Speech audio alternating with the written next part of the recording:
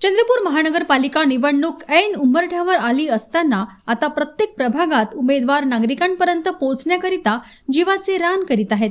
प्रभाग क्रमांक 8 मध्ये CTV प्रतिनिधीने फेरफटका मारला असता तिथे अजित पवार राष्ट्रवादी काँग्रेस यांची रॅली प्रभागात फिरताना आढळली।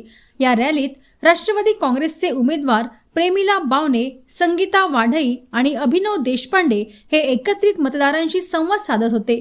त्यावेळेस ह्या प्रभागात अजित पवार गटाबद्दल जाणून घेतले असता नागरिकांनी येथील उमेदवार आणि अजित पवार गटाचे उमेदवार यांच्यातील तफावत उघड केली। या संदर्भात काही मतदारांशी आम्ही चर्चा केली असता त्यांनी आपले मत व्यक्त करताना काय सांगितले ते ऐकूया।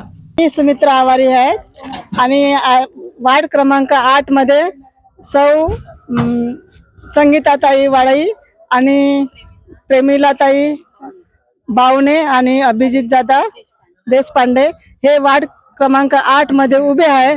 तरी आपण यांना प्रचंड मताने निवडून द्यावे आणि ते आता नवीन आहे तरी त्यांना निवडून दिलं पाहिजे आणि ते चांगल्या तऱ्हे काम करू शकते। ते सर्व मनमिळाऊ आहेत आणि आपल्याला साथ देऊ शकते आणि वार्डाचा विकास करू शकते। तरी आपण सर्वांनी एकमताने निवडून द्यावे। नगरसेवक आपल्याला सगळ्यांची मदतीला धावून येणारे आणि सगळ्यांची समस्या दूर करणारे आणि अभिनव दादा, संगीताताई आणि प्रेमिलाताई यांच्यासारखे नवीन उमेदवारांना निवडून यावे अशी अपेक्षा आहे। कारण की जे जुने आहेत त्यांनी काही सेवा म्हणजे जे लोकांची मदत आहे ते कार्य कधी केले नाही आहे।